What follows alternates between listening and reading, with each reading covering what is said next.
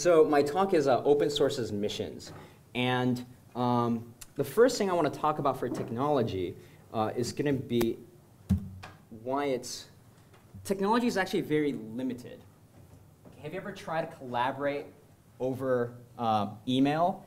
It works for very simple things, but it gets really hard if you want to do complex collaboration. So what do you have to do? Several weeks of emailing back and forth can be condensed into a quick 5-minute phone call. It's happened to me many times. But every now and then, you actually have to just meet a person face to face. And when you do that, you can get you can just communicate much better. So technology is limited. It just cannot fulfill all the human needs of communication. Or have you ever had an argument? I actually had a deep discussion with a friend over the phone today, and I'm positive if I discuss the exact same topic face to face, the tension would not have been there. So there's just something about technology that it just does not bridge the human aspect of it. You can never have a real relationship with somebody on Facebook, okay? And so the way I would summarize it is basically physical interaction, okay, touching somebody, is required for deep communication and fellowship. I heard an illustration once, and I trust this guy. Basically, he had a theological debate with somebody, and they were mad at each other for a long period of time, and then one day they happened to be at a conference together, and the pastor just touched the other guy and said, "I'm sorry." And if he hadn't touched him and physically done that, it wouldn't have happened. So technology is limited, okay? Another way to put it is, in order to make true disciples, you must live with them, okay? You cannot disciple somebody simply through digital means, no matter how disruptive digital is, okay? And I think the world knows this. This is one of my favorite illustrations. I'll show you some pictures from this. And it deeply bothers me. And I hope this picture deeply bothers you as well, okay? So, no, well, it's a series of them. I'll explain. So, it's not that, yeah. No. No. So, Karis and I went on vacation a couple years ago to Hawaii. And we're just walking around. We see a bus ad that says, this is the highest paid attraction and gets the most number of visitors on that island in Hawaii. It's a Polynesian Culture Center. We go in there, and we pay Disneyland prices, and it's crowded. It felt just like the San Diego Zoo or SeaWorld. It was just packed with people, okay? We go in, we pay for an all-day ticket for both of us. We see people dancing, and as soon as we go in, they divide it up into 8 islands. And one of the islands has a guy, and each island has people speaking in their native tongue. Kiwi, Samoan, XYZ, blah, blah, all these different people. And not only that, they're climbing up on coconut trees. And there's a guy up there, you probably can't see very well, but he's there, and he's grabbing a coconut tree. And then props and so forth. And a really good food. They had a pig that they that they buried on the ground, cooked it, and we ate it. It was very, very professional, okay, in every way. So when we went there, they split us up into small groups. So you had a tour guide. And our tour guide lost her badge. So she couldn't get in, but she used an alternate badge that got her in. Okay, and that's what surprised me. But before I talk about that, being an entrepreneur, I always ask myself, how would I do the same thing, right? And to me, it's very difficult, because if it's Disney, it's cake. I can have anyone play Goofy.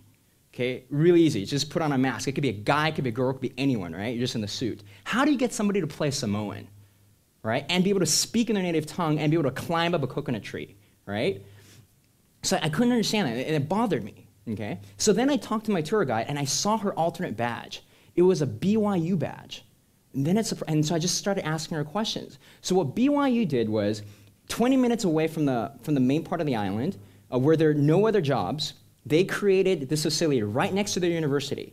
Okay? So they provided jobs for their students. It's funded by tourists. Okay? And the students who are working there are from those islands. They get indoctrinated. They get discipled with physical interaction.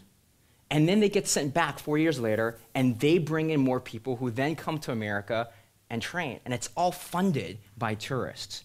And they realized they could not simply do a long-distance learning program. And even every single long-distance learning program I've seen on the internet for seminary degrees requires some form of human interaction at some point. Maybe you fly you in for 2 weeks and you talk to people and so forth. So we realized that. So they basically found a means to bring people over and have human interaction with them. Okay, so that's the backdrop of what bothers me. Now I'm going to talk about my shift from being Christian to being secular. Okay, I'm not a Christian artist, I don't sing, but I try to put those words to put it in context. And I want to share about how Liferay started and how we shifted from being Christian to secular. So this is what happened. So when I graduated from college, my dream was to make the Desiring God website. Because when I went there, it sucked. It was a bad website. You had to pay for it to download some stuff, and it wasn't real audio, and so forth. And at the same time, I really liked another guy named Martin Lloyd-Jones, and I really liked another guy named Tozer. I was like, wouldn't it be awesome if we could put all their sermons online, and then I could use Dragon Natural Speaking to index all of them so that people could search them, and as soon as you searched it, you could find when this speaker spoke about something, and it would show you the area in the sermon that they talked about, and so forth. So I had all these ideas, okay? So I emailed Desiring God. They rejected me. It broke my heart. I don't have the email anymore, but it really saddened me. Martin Lloyd-Jones basically emailed, their trust emailed back and said, no, we're going to do it here in England. Tozer never emailed back, although I know that a bunch of his sermons are like deteriorating. And so it just saddened me. So even though I wanted to do this, God just sort of pushed me away from that. Then I started looking at what was happening on the internet. And this is right around 1996 to 2000, right during the peak of the dot-com boom. I saw this site called oneplace.com, Christianity.com. One Place still exists. I don't know what happened to Christianity. Sermon Central, and so forth. All these gateways and portals, well, in the sense of a content portal, where people were distributing Christian content. Okay? And while at the same time I'm driving around in Southern California listening to Christian radio. And I hated Christian radio ads. I still do. Why? Because they tell me that I need to lose weight, and they tell me that if I want an easy divorce, I call person XYZ. So that bothered me. So I wanted some way to infiltrate the Christian establishment, take it over, and that was my goal, and subliminally reform people. When I say reform people, I mean reform people, okay?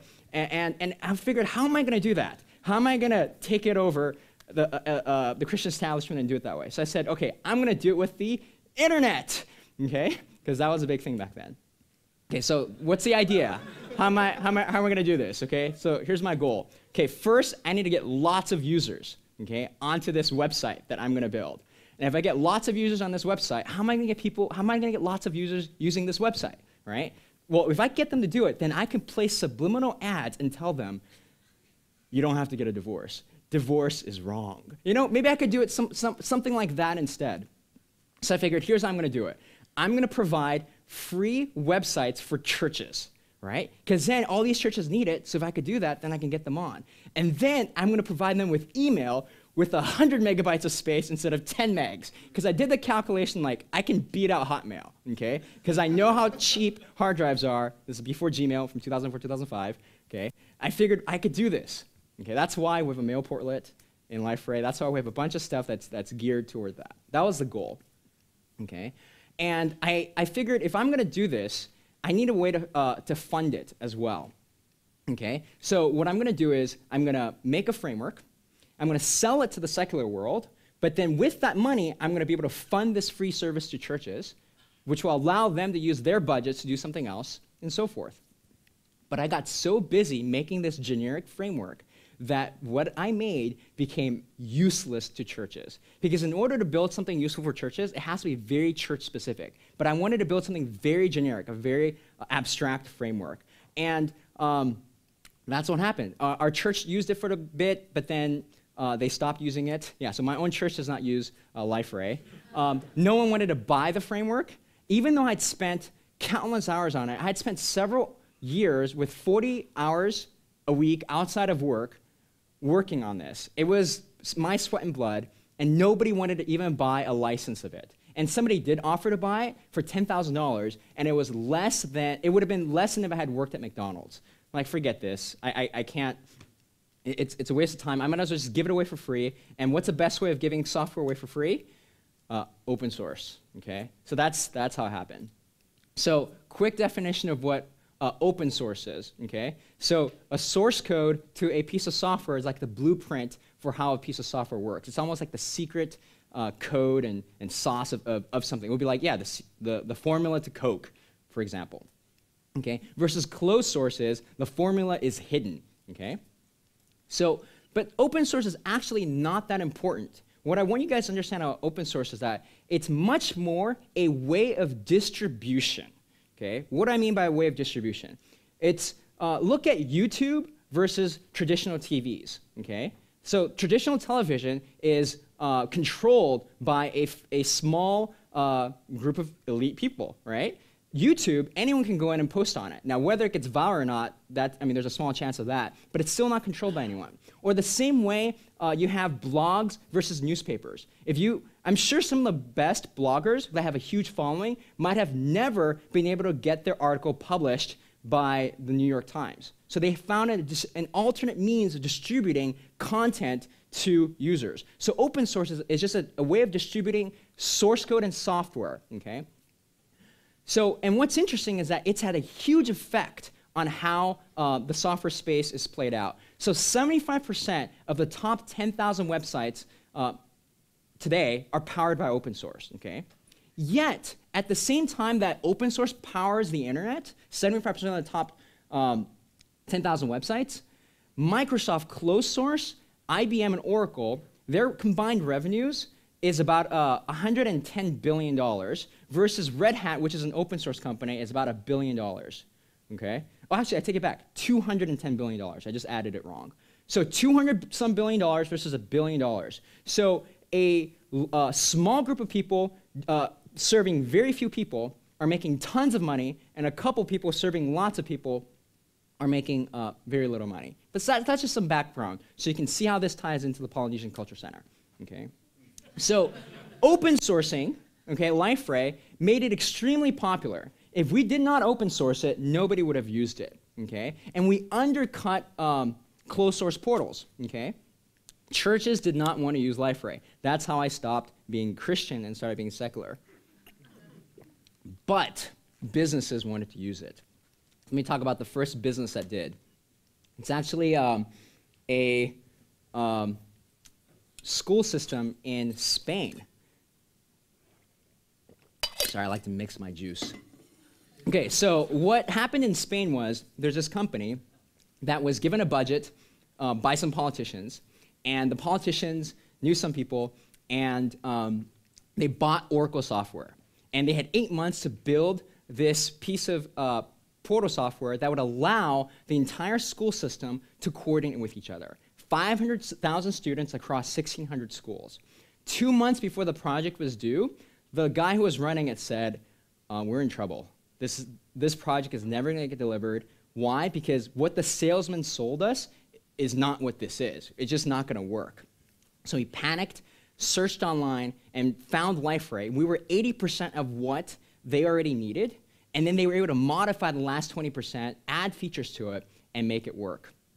And so they did. Then, as they started using Liferay and they delivered the project, and I don't think the people who received the project even knew that it was running Liferay at the time. They just thought it was still Oracle. Today they know, and the site's still running. It's called the Educa Madrid. Okay? While that happened, Liferay kept improving because besides them, other people started using our piece of software, and we kept upgrading and so forth. And they went a new version, which had similar functionality that they did. So they flew us out to Madrid, Spain. So Brian Kim and I flew out there, and we met a bunch of people. And this guy here, oh, does this see my mouse? You don't. Okay, the guy to the left of me, his name is Jorge. And I made relationships with him. And Brian Kim and I literally worked like a dog. We had 2 weeks to do this upgrade for them. We worked from all day Monday, all day, end of day Saturday. We had Sundays off, okay? But during lunch, we'd hang out with them. And I remember that girl was asking me about our backgrounds and so forth. And this is right during the when Bush was the president, so they hated Bush. And like, you're an American, you didn't vote for Bush, did you? And I said, yeah, I did, actually. And I gave some reasons why, but I wanted to get away from politics. That's not what I was there for. And then we started talking about religion. And they come from a Catholic background. So I figured, I have one chance to say something to them. What can I say to them that will just get them, right? Or at least, give me a chance. So I figured, they said, blah, blah, blah, their Catholic background and so forth. And then I said, I believe that Jesus Christ died and rose again literally. That's all I said. And literally, their jaws dropped. And they did not know how to reply to that. And my point in this is, without open source and without technology providing a means where I could go and have a reason to be with them, I would have never gotten to say those words to them. And now, and then afterwards, they took us out to go see beautiful spots in Spain, okay? So it wasn't all work, right? It was really fun. And 10 years later, we're still hanging out with them, except now we're all older and we have babies. So it's a continuous, long-term friendship way of being a light, okay? And technology provided that means, okay? Remember, unless I could have emailed that to them, it would have had less effect than if we were eating and they asked me and I simply dropped the resurrection bomb, okay? All right. So meanwhile, in LA, what happened was another company also spent millions of dollars buying Oracle software that never even saw the light of day. I think the team that bought that all got fired. But we went in and saved them. They're the largest corporate housing provider in the world. Just America. And so we got a client, and we're able to build some business around it. And at the same time, Napster, right? They wanted to build a social network to beat MySpace. Okay, yeah, that's how old this is. Okay, and so forth. And we had some business, and we grew and so forth. But we figured if we can do friendship light, shining in Spain, what are we going to do in America? So I figured in America, we're going to do this. We're going to make money to give money toward missions. And we're going to be as much like Chick-fil-A and In-N-Out as possible. We're going to do that. We're going to put Bible verses underneath our hamburgers. We're going to not be open on Sundays. And we're going to do, the tech equivalent of it. And we did. We threw in some Bible portlets that some companies didn't use us for. Really, yeah. And it was weird. Anyways, so how are we going to be light, okay? So we figured we have these symposiums, these gatherings where we bring people from around the world to hear about Liferay. So what are we going to do? While at the same time, I want to make sure to save money because I grew up through the dot-com boom, okay, and the bust. I hated it. So I wanted to conserve cash. So how are we going to do this? We're going to rent out of our church. And we're not going to be ashamed that we rent out of a church. So when we meet clients, we're going to bring them to church. One of our clients, Cisco actually, they came over and I remember in the urinal stall with a couple of them, they were just in shock at how dirty our church was. It's not, and they just looked at each other. They didn't want to say anything because I was in there. And they just did not know what to make of it. And then an hour into talking to them about what they needed for their platform and how we were able to provide it, we were sold. I mean, they were sold that we were the right solution for them. And we helped them deliver. We kicked butt for them. We continue to kick butt for them, okay? So we're just want the idea of we're not going to be ashamed, okay? So one of the ways we weren't ashamed was we're going to have these meetups, these symposiums. We're going to do it right at church. We're going to do it in the sanctuary, okay? So we did that, and people came in. And we turned our Sunday school rooms into meetup places. So there they are. We bought some cloth or rented some cloth and made it look nice. And I actually fought that. I was like, no, we don't need to rent cloth and try to pretend to be what we're not, but marketing won out, and we had that. And then we turned our youth room. You see the pool table there. It's a complete mess. You have these posters, Jesus loves you, and all these things. We're just going to be a light to people.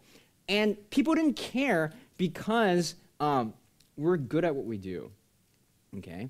And then afterwards, we ate out right in the church a lawn, just like it was first Sunday of the month, when we share food at church, except it was a bunch of people who are, not believers, and we are in the context of work, and we're just lighting ourselves as much as we can, being Chick-fil-A's and In-N-Outs and so forth, okay?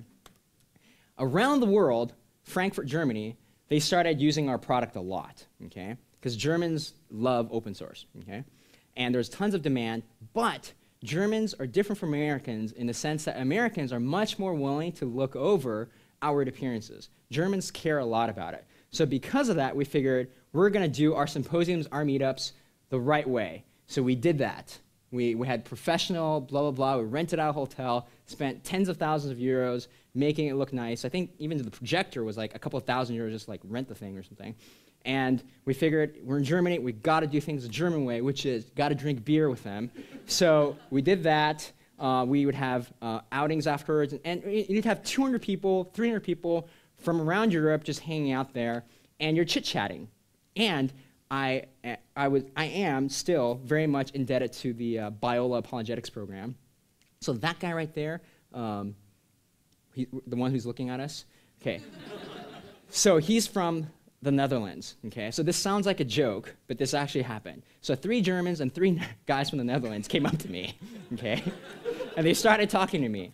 And one of them, from a tech perspective, is really cool. The German guy, he actually helped write the first virtualization software in the world. And he sold it to IBM, which then spun off, and he did the Oracle version of their virtualization stuff. So all these super geeky tech guys, right? And he's telling me about his cars.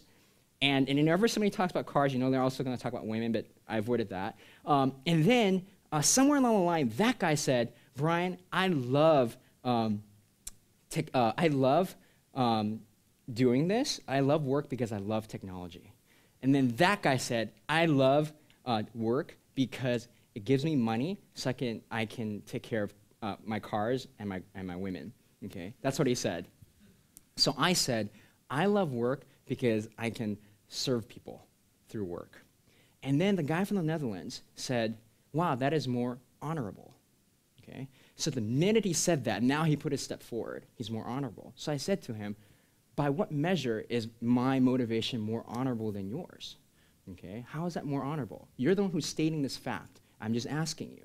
And for some odd reason, blah, blah, everyone got really defensive. And the German guy started saying, "Hey, you Americans had slaves, and it was right for you guys to have slaves because the majority thought it was so at the time." I'm like, what in the world does this have to do with slavery? Okay, fine. But if you're going to throw that at me in Germany, you're just asking for it. So I said, does that mean it was right for Jews to be killed during the Nazi regime when they were the majority? Of course, everyone's silent. Don't bring that up here. I did. I'm the clueless American, just saying what's on my mind. And from that, he backpedaled and said, yeah, okay, fine. There's some way in which we can distinguish the fact that morality or motives can be gauged as honorable or not. And from there, I started making an argument. Have you ever wondered why you can never generate a truly random number? Have you ever wondered why every piece of software can only be interpreted by an outside set of software, by an outside system of truth? Why is that? Because software and good coding mirrors God's design. That's why there are design patterns. That's why every piece of software is interpreted, because our set of rights and wrongs are interpreted and compiled by God's set. And if we try to define our own, the program utterly fails. So from there, from arguing about random numbers and arguing about that, I shared with them about why Jesus died on the cross for them and rose again from the dead, literally. Okay, that's like J.P. Morgan yelling at me, yes, he rose again from the dead, literally. Okay, so I have to push those things. So that's what happened, and we're doing all these things. But surprisingly, we were not doing what God wanted us to do. We were not doing it to the utmost of what we could. Okay, so let me explain what happened next. So I consider our version of exampling in LA, we still do that, friending in Madrid, being excellent in apologetics like in Frankfurt was just not good enough. Why was it not good enough? I felt like the disciples in Jerusalem, it's very good to have a church there, share everything so no one's in need, put money down the floor and heal the sick and do all that stuff, and whatever else the disciples did in the early church that we all applaud them for, right? But what did they not do? They did not do what Jesus told them to do. Jesus told them to wait, and as soon as you're clothed with power from on high, go to points A, B, C, D, all the way to Z. That was their mandate, and they stayed there. Why? Because like every other Christian, we do not like to move our behinds off of our seats unless we're forced to. That's our natural tendency. And God forced me to move my behind, okay? Because Germany and Spain was not far enough. Those places are saturated with Christianity already. Come on, Martin Luther is from Germany, right? Yeah, so there's so much heritage there. So this is what happened. One of our competitors, so in the same way that God kicked people out of Jerusalem and forced them to scatter, God forced us to scatter. How did he force us to scatter? Our competitors. One of our competitors opened up an office in Vietnam. Okay, and why would they do that? Because he was a Vietnamese guy who grew up, a French guy who grew up in Vietnam. Now he's older. He's going back to Vietnam, and he's outsourcing there. Okay. Ding, not that complicated. Where did I grow up? China. Or where was I born? Hong Kong, China. Okay, I grew up in America. If I had to outsource somewhere, where would I go? And how could I, why was I forced to outsource? It's very simple. They just hired 100 guys for the cost of 25 here. So we have 25 guys versus 100. Okay, granted, maybe one of our guys can do 5 of their guys' worth of work, but not all of our guys that can do that. Eventually, there's going to come some point where they just overwhelm us, right? So, man, I just started panicking. I'm like, we're moving to China, okay? So I told my wife that. She wasn't very happy at the time. But we didn't move to China, but we did go to China to open up an office. And when we went there, the light bulb hit. Like, wow, what's our true talent? It's not giving money away. See, when we gave money away, what happened in our hearts was it got cold. Really, after you give money away, at some point, it feels like you're just giving World of Warcraft money. It's just some random gold. Here, you want 1,000 gas? Sure, I'll give it to you. Are you happy? It doesn't do anything to the soul because at the end of the day, you still sleep in your same bed. Fine, you didn't upgrade your car. You maintained your standard of living. You still have a car. Right? It doesn't hit at the soul. And what I realized for me was I wanted to do more in not wasting my life than just giving money. And I looked at the parable of talents. And talents meant money then. And how do we translate that in our English dictionary today? It means skills. Right? And what skill do we have? Okay? Downloads. Okay? Downloads. People from China and Vietnam download our product. So the Vietnamese government website is powered by Liferay. The Chinese version of the Environmental Protection Agency runs on Liferay. And think about it. Why would they use Liferay? Well, it makes a lot of sense. You remember the open source chart earlier? $200 billion? Are they more likely going to download something for free that 75% of the top 10,000 websites use, or pay an American company to get a piece of software and pay Microsoft and IBM? They don't even like those companies, right? So they're much more likely to use open source, and that became a means for us to go in. And not only did it become a means for us to go in, for us to legally go into those countries, it became a way for us to have a legitimate reason to be there. We don't have to lie, we don't have to cover anything up, and we can pay for it. We're not taking any money out of the church budget. In fact, we're giving, the more we go there, the more we give to the church budget. But here's the issue. When we were there, we had 2 years where we had zero ministry. We literally just worked there, related with people.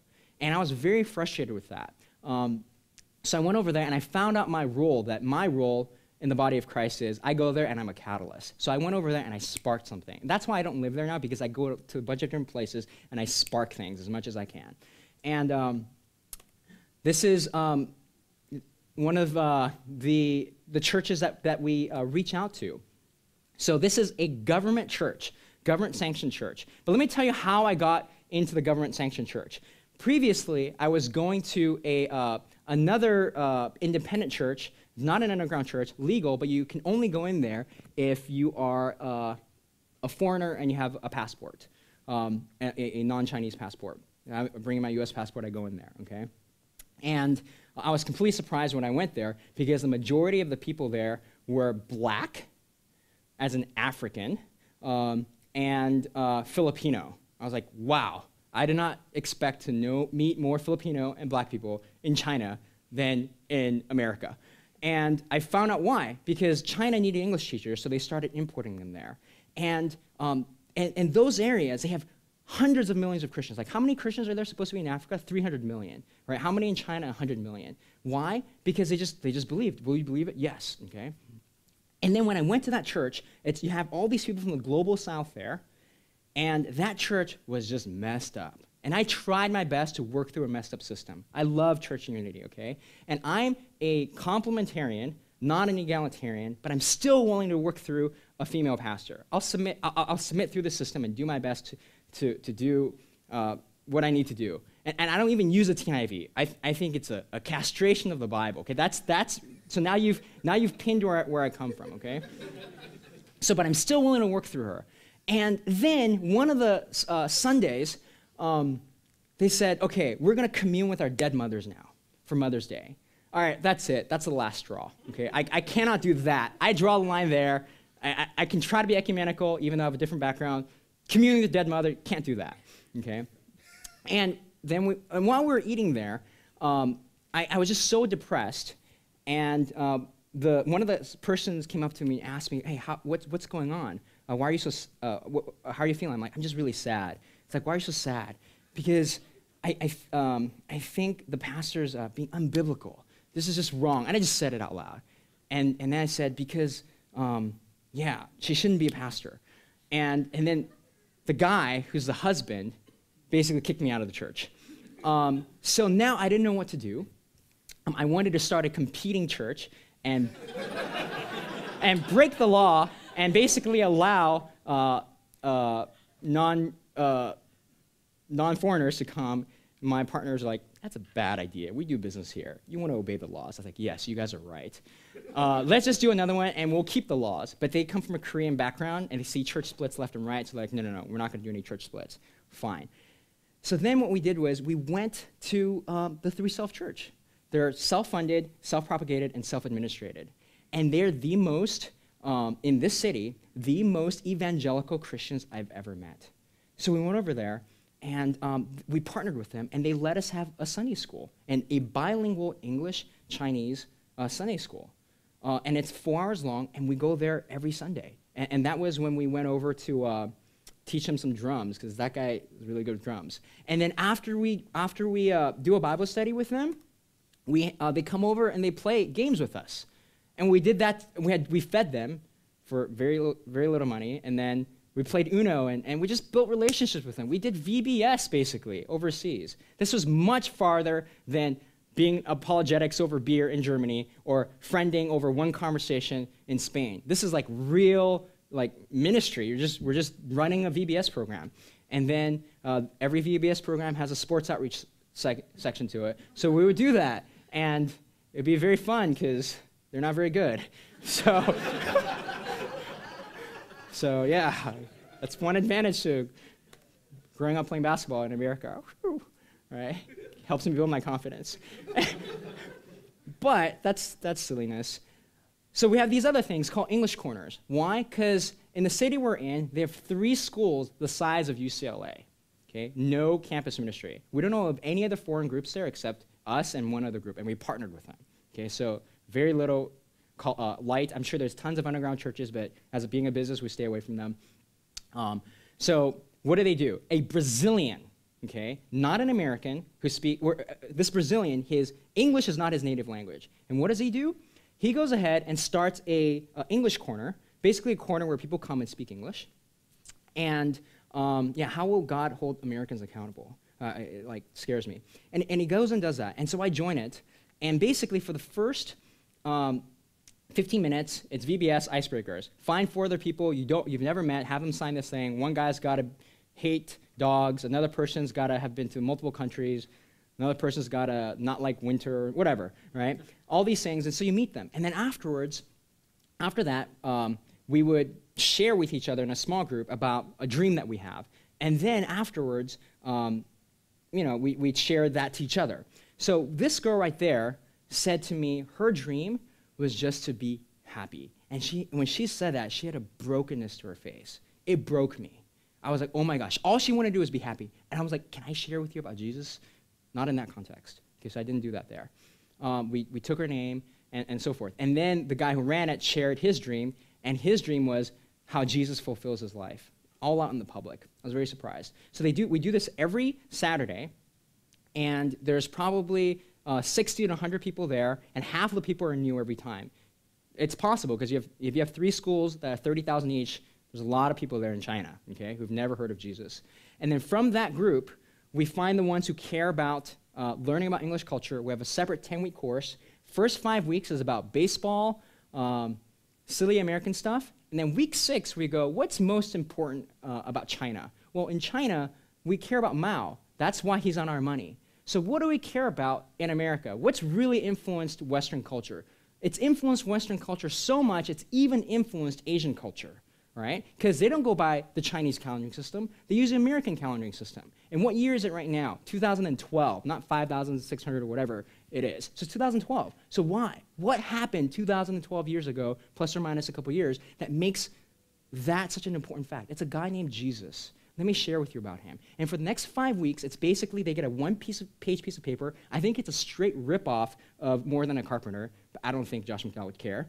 And from that, these people are just literally translating. What's this word? I don't know. Resurrection. What does that mean? It's an English word I never learned. Okay. Oh, it means this, right? And they're being super studious about it. And then after that 10-week course, we take a group of them, and we do a Bible study with them, and then some of them go to the church Bible study. And who are the people maintaining this? They're the programmers we send over there.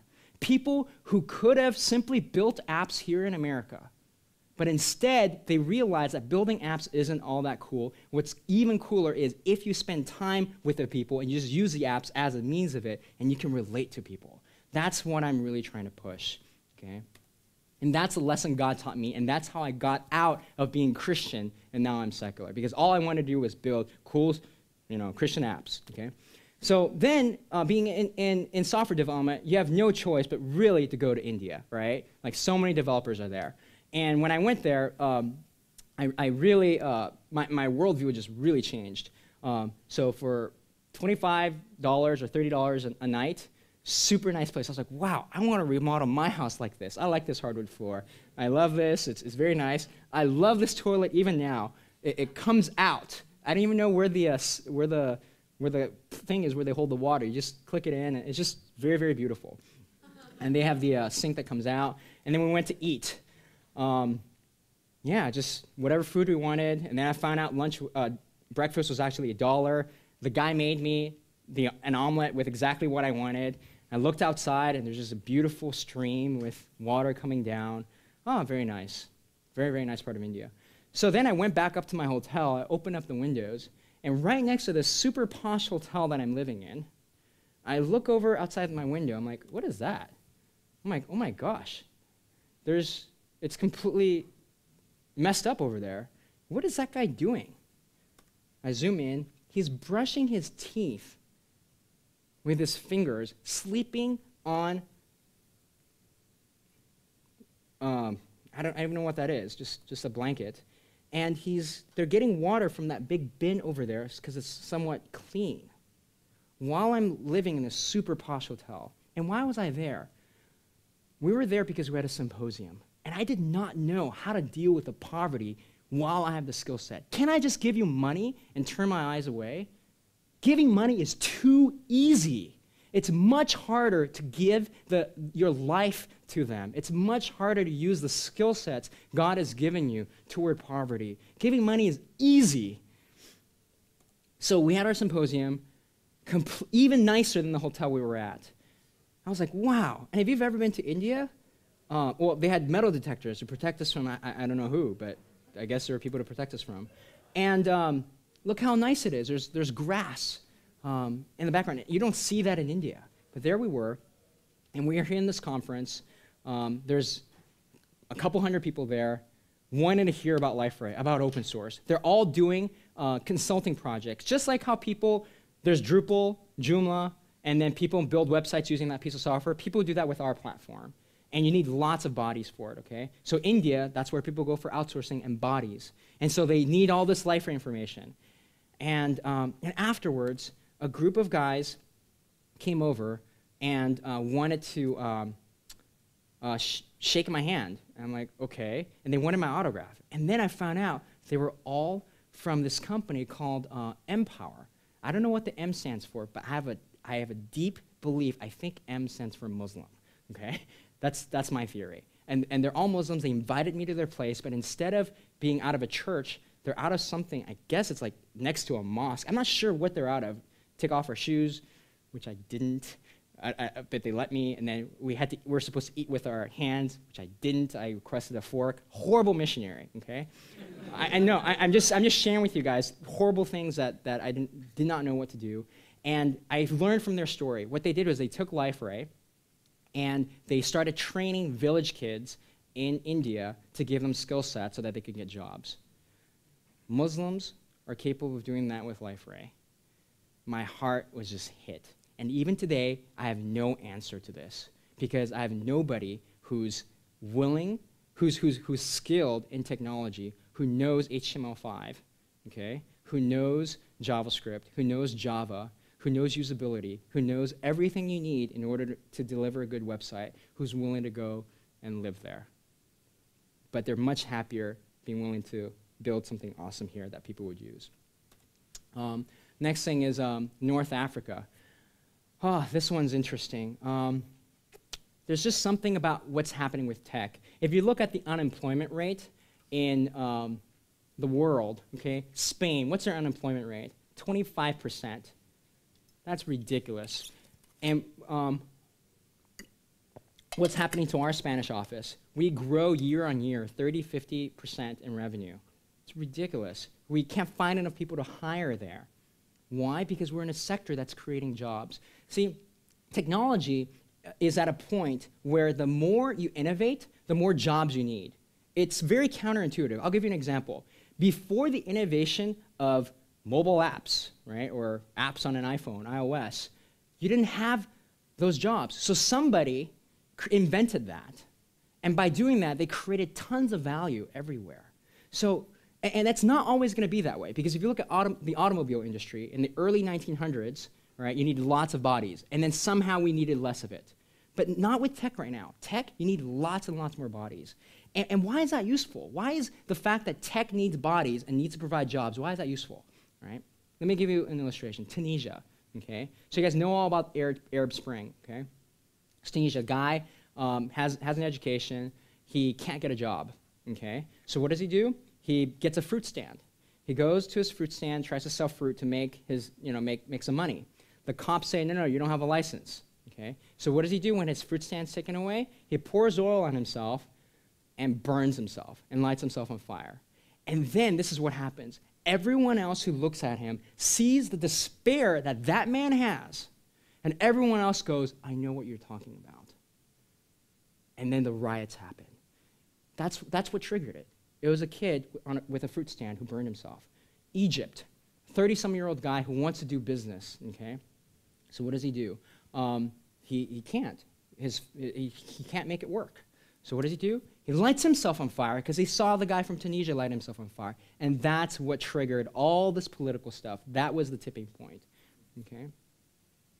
So why do I share about this? Because I think tech provides jobs. Let me share about Paul McCartney and how it relates to all this, okay? So this website, you can go to it right now. It just launched a couple months ago, really snazzy website, paulmccartney.com, okay? It was built by HP out of Egypt, okay?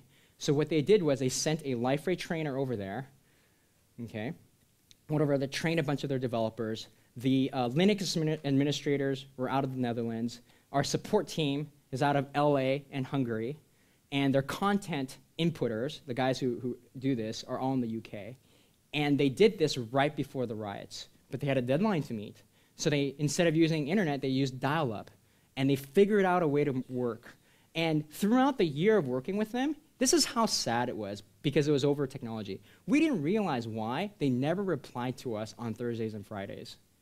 And it took us a year, and why was it that every Monday when we come in, they're always posting to us on Saturday and Sunday questions on how to do things. It took us a year, and then we realized finally, oh, they take Thursdays and Fridays off. And how nice would it have been if we sent somebody over there and worked next to these Egyptians? And that's what I'm talking about. That's globalization. That's the power of tech. It's not building that next hit app. It's the fact that there's going to be 1,000 apps that nobody ever knows about, that very few people know about, but it's going to take bodies to build those apps. So, and if we have those talents, why don't we go? Why don't we partner with people who go? I want to play a little clip here for you. I got this just a couple of days ago. Yeah, I guess, yeah, I do. So this thing's on, right? It is. All right, and I'll make this loud. Yes. Let me play to you something I got on my home phone number, because our company number still goes to my house at the very end. Right, that's why I never pick up. Okay. This is what they said. Well, hello, this is Ahmed Saeed from Alcan Telecom, an Egyptian company working on the IT environment. Could you please call me to discuss an opportunity here with TE Data, largest ISP in Egypt, for SSP solution, self-service portal, tender issued by TE Data. Thank you. Okay. When I heard that, Kiris played that, I just said, oh, just delete it, it's spam. And she's like, Brian, hear it again. She has much better hearing than me. I think the guy's name is Mohammed Saeed. I think he's from Egypt. I think they need a self-service portal, and I think they need help installing Liferay and developing themes for it and running portlets. I think that's what they need. I have no idea what's going to happen with that. Okay? And that's just my sphere. Man, how many other people who are good with PHP, who are good with whatever thing they're good in, could go just pick up and move over there, do their web consulting remotely, and still make money, and just pick up and go? What will God hold us accountable for in those things? There's another one I want to talk about. It's just a long-term work. This university called UST and PUST, okay? And it stands for Yangji University of Science and Technology, Pyongyang University of Science and Technology. Okay, this is what tech, this is what digital does, okay? So let me show you this picture. I went to Pyongyang in October for the first annual tech conference that they had, okay? This is literally, I mean, for the DPRK to say we're gonna have a conference where we're inviting outsiders to collaborate, that's huge, and we're gonna collaborate on tech, okay? There I am on the upper right, because I'm the least distinguished, so I sit over there. The more distinguished people, here's Lord Alton. He's from the House of Lords, right? That's how they call him that. I thought that was very weird, to call somebody Lord. This guy right here, oh, my mouse isn't showing. This guy right here is in charge of the education department in the DPRK. That guy was a Nobel laureate. These guys are all professors and like chairs of nanotechnology and all these random things. And this guy made it all happen. And what was he? He was a taxi cab driver. So this is how a taxi cab driver did this. Before he was a taxi cab driver, he was a kid. And when he was a kid during the Korean War.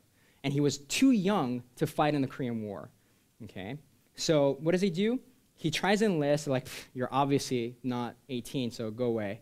But he cuts his finger. This is so Korean, it's like a Korean drama. Writes in blood, I love my country. Wow. Could you imagine somebody that bold for his country if he was that bold for Christ? That's exactly who he is. So he says, I love my country. They put him in a regiment of 800 people. And all this stuff that I'm giving you is actually in an article from CNN.com. Just Google the capitalist who loves North Korea. CNN.com, money.com, and that's going to show up. And what does he do? He joins a regiment, 800 people, and throughout the course of the war, 17 people survive out of 800. Could you imagine, like your class, 800 people, there's only 17 people alive. That was him. And in the middle of the trenches, he's not a believer at the time, he gets a Bible, John 3:16, right? For God so loved the world that whoever believes in him should not perish, okay? but I have everlasting life. So he believes because he doesn't want to perish. Bad interpretation, but doesn't matter because like, his faith was genuine, okay? So afterwards, he went to somewhere in Europe. Man, it's some apologetics guy that everyone here in Biola knows. It starts with an S. And yes, Francis Schaeffer. Yeah, somewhere in Austria or Australia, somewhere in Europe. Goes over there, studies, and then gets grounded. Then moves to South Korea and is a taxi cab driver. Then one of his cousins or friends tells him, hey, Florida is a very nice sunny place. Why don't you move over here? So like, sure, let's do that. So he moves over there. And when he moves over there, he finds a business opportunity. Right around then, for some odd reason, South Korean women would sell their hair to Americans. And every time you have these windows of opportunities, it's a window. It comes and it goes, okay? So he made money off of that. Then he figured, how am I going to pivot off of women's hair? Okay, women's shoes. So he starts selling women's shoes. So he has a couple stores at women's hair and shoes. How am I going to make more money pivoting off of this? Women's clothing, perfect. So he does that. He has a multi-million-dollar empire. He's 55, he can retire, okay? Drive a Mercedes, live the Korean American dream. But he doesn't. Instead, he sells everything, and he does what's harder. He spends his retirement doing the impossible. He goes over to China and says, I'm going to build you a university, a tech university. But here are my requirements. I'm going to run it. I'm going to have chapel here. Okay? And they laughed at him. You're never going to do this. You're not going to build this. It's going to cost $10 million. Here it is. He builds it. Today, UST has graduates over 1,000 people every year in tech, and about 800 of them get snapped up right away. And in China, that's huge because there, if you come from Harvard versus if you come from a university from Bakersfield, it makes a big difference. And the town they're in, it's basically Bakersfield, right? And why would people be hiring people that come out of Bakersfield, right? So that's what he's done. And then the DPRK started saying, hey, we want in on the action. Do what you did for us in China over there. Why? Because Big Brother watches out for little brother, Big Brother feeds little brother, Big Brother says you need this, you need to reform, you need to be an open, capitalistic, communist society like us, okay? So he gets invited. He goes over there, he's so moved. When he's so moved, he starts giving people food and the gospel. And what do the people in charge immediately do? Throw him in jail. It sounds like a story, but this is exactly what happened. He was in jail for 40 days, okay? And he thinks he's going to die, so he writes his last will, and he basically says in his last will, I'm not afraid to die, and because I'm going to a better place. And when I die, you can use my body to better science and experiments. Go ahead and use my body for it. It touched the king's heart, okay? And the king set him free and let him do whatever he wanted. So for the last 10 years, he's been building this place. And 10 years later, they need somebody to go there and teach tech. And we have people from our company who volunteer their time to go there and teach tech for free. And we're not teaching them any tech that can do any harm. We're teaching them how to build social networks and how to use HTML. What harm is that going to do? And everything that we teach them goes through both the State Department, so that they approve it, and the DPRK departments, because we've got to make sure we don't say anything that's subversive, and the South Korean government. So it's approved by everyone. And somehow it gets approved, and they don't think HTML is going to be that big of a deal. We teach them that, we teach them those skills, and we build relationships with them. That, to me, is worth more than an app. I wish I could have built John Piper's website. I really wish that. That was not God's will for me. And I'm glad he directed me away from being Christian to being more secular. And what I realized is I'm actually just building on top of what someone else did. I could have easily wanted to be this guy James and said, oh, I'm going to do this big thing. No, that's not my role. My role here in the kingdom of God is to simply extend what someone else has spent decades building, okay? So there we were in a room full of computers and monitors and sharing with them about tech, okay? So it's useless for me to talk about what we've done without some application that I think would apply to you guys. So here's some applications I feel, okay? We're partying like it's 1999. Really, I feel it. I lived through the dot-com boom. It feels so much like it. But instead of e-commerce, It's social networks and apps and mobile, you know? And why is that important? Because there's an excitement to the times. It's like we're living in a fresh place. We're going to do something awesome. We're going to change the world. And that's all good and dandy. But it breeds in our hearts a love for tech, our love for all things smooth and Apple, right? It breeds in us a love of worship that steals away our love for God. And that's my biggest admonition. I feel it in my own heart, okay? If worship leaders struggle, right, so must programmers and media producers. Don't let that steal your love. Remain in God's love. Here's another one. Think small. Everyone in tech wants to think big. They don't realize this. It's like, I'm gonna go on American Idol and I'm gonna be the winner. That's what I'm gonna do. They don't realize there's only one winner. Okay, maybe another one for duets and then another one for voice and blah, blah, but there's only a couple of them. And they all wanna do that. And they don't realize they could actually make more impact for the kingdom of God if they were just a piano teacher. Think small, settle for it. I'm not gonna sing that big thing. I'm not gonna write the next hit app. I'm not gonna be the next Christian Mark Zuckerberg. I'm not gonna be John Piper. It's okay. Just be content with affecting a small group of people. That's why I love doing youth group, because they remind me, that kid is all I need to care about right now. Take care of that kid. Think small. And when that happens, you're much more apt to be willing to move overseas. Because when you move overseas, you're gonna have far less global impact, but you're gonna have impact over that group of people right then and there. And they're an unreached people group that would not hear about Christ without you. And then finally, boots on the ground. Okay, what do I mean by that? In America, when we fight wars, how do we like to fight wars? We like to fight wars in the comfort of our homes where we drop bombs, okay, from the safety of our planes. And we forget that every war is won by boots on the ground. You do not win wars simply with air warfare. The same is true for spiritual warfare. So to be creative. Go work for Apple. I know this girl who's gonna move to Shanghai, and she worked for Apple in Cupertino or wherever, and then she knew Mandarin, so they sent her to Shanghai. Now she's actually gonna get paid more because they take care of her flights and some of her expenses and so forth, and living standards, though expensive there, are still less in LA or Cupertino, and she's gonna have direct influence. Or go work for HP and say, I'll move to Egypt. I'll work next to that team. I'll switch my schedule to, and I'll take Thursdays and Fridays off. I'll live in that culture. I'll incarnate with them, okay? I'll go and I'll have physical touch with them. I will touch them. Why do you think Jesus incarnated? Yes, obviously die for us, but to touch us, okay, to be with us, to be among us. Or bootstrap yourself overseas. I'm serious. Just move over there and do your consulting on the side, and God will find a way to provide, and things will happen. Or, if you're willing to, work for Liferay. I'll find a place to send you. We have lots of places. Seriously, I get emails every month for Saudi Arabia. No one's willing to go. Even when we had Egypt, no one went. The only person who was willing to go was a non-Christian. In a company that's over, like, 50% Christian. None of the Christians wanted to go. Broke my heart. Remember, nothing replaces human interaction, okay? And I say this from my heart.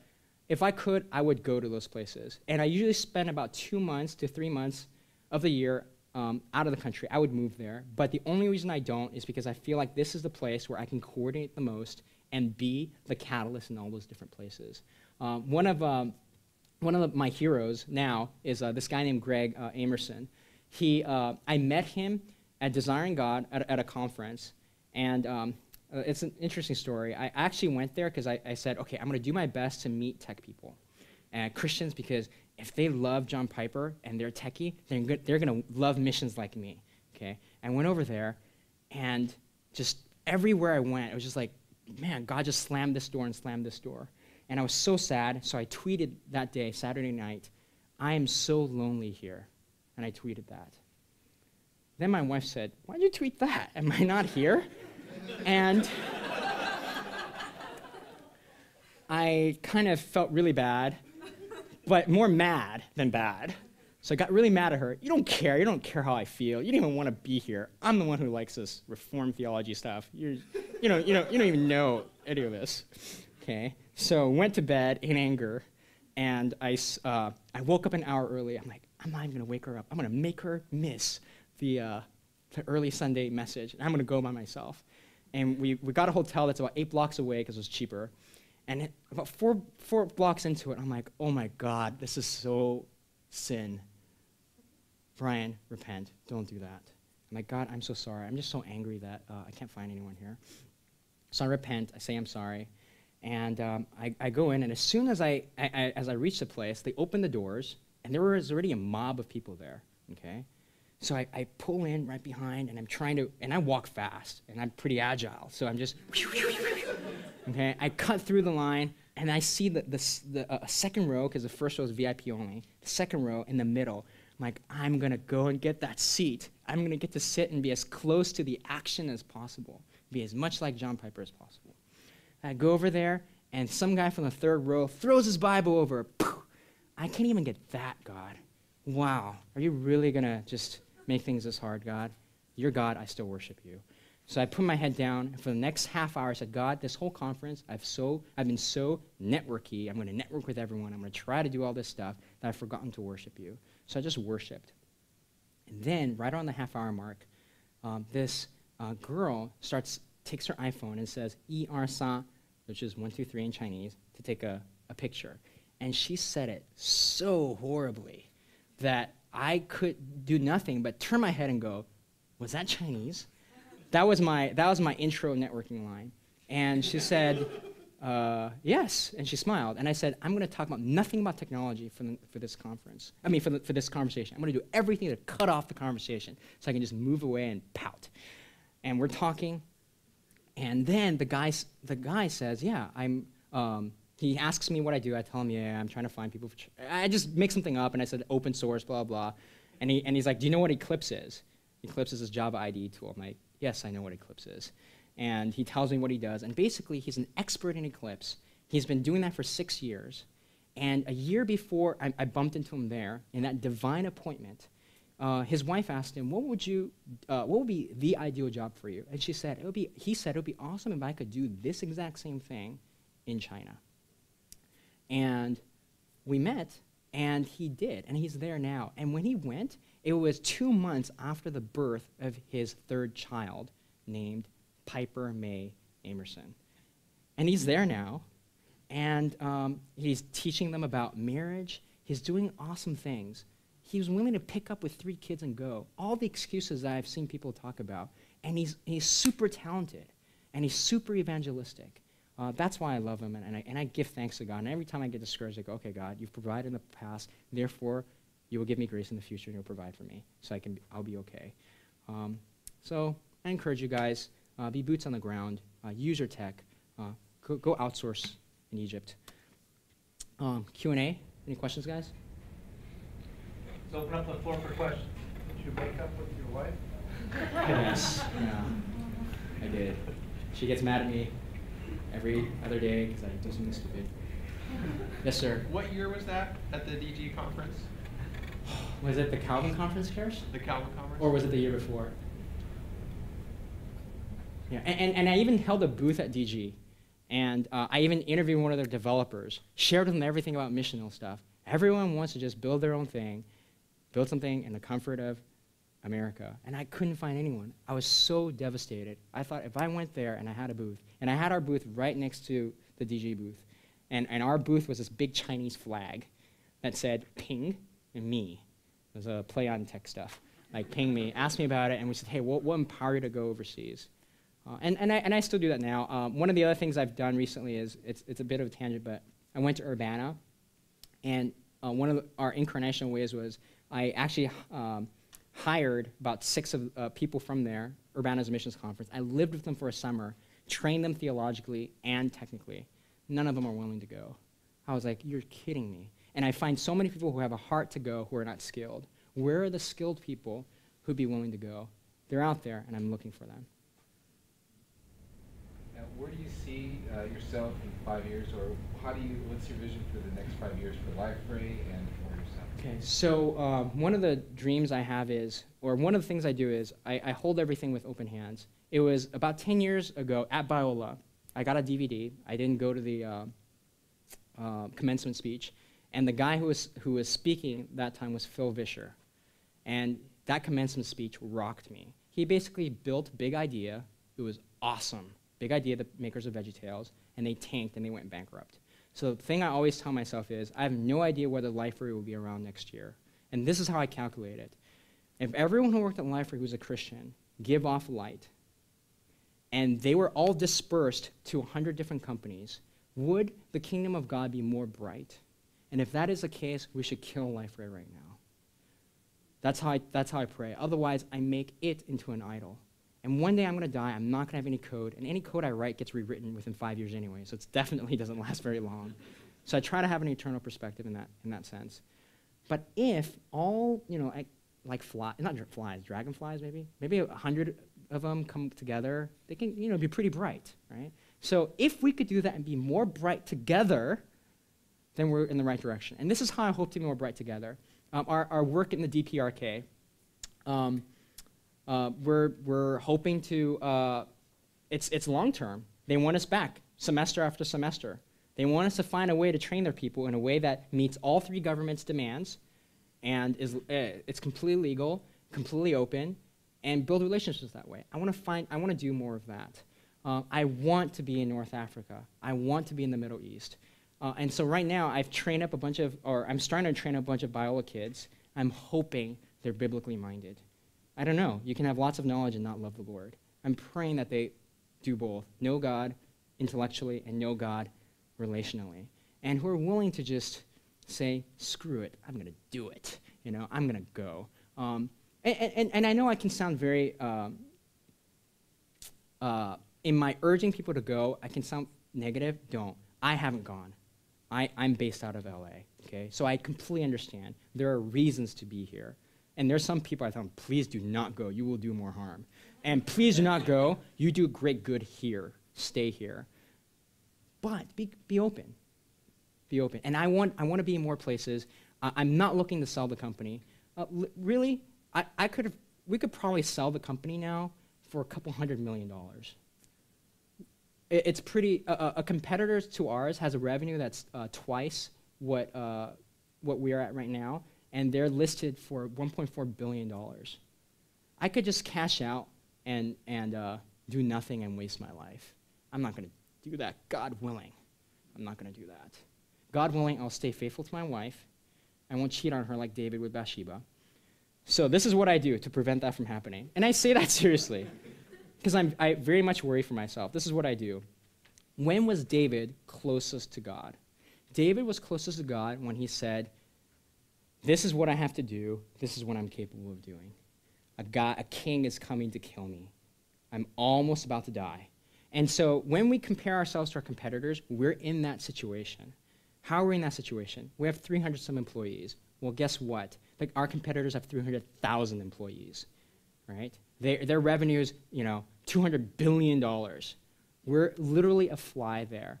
But if we can survive, I'm just praying for survival. God, don't make me rich so that I say I don't need you and neglect you. But don't make me poor so that I have to lay people off or steal and defame your name. That's my prayer. Just let me survive. Let me take it one step at a time. Let me be more faithful. Let me encourage people to do business as missions through tech. Biola University offers a variety of biblically centered degree programs, ranging from business to ministry to the arts and sciences. Visit biola.edu to find out how Biola could make a difference in your life.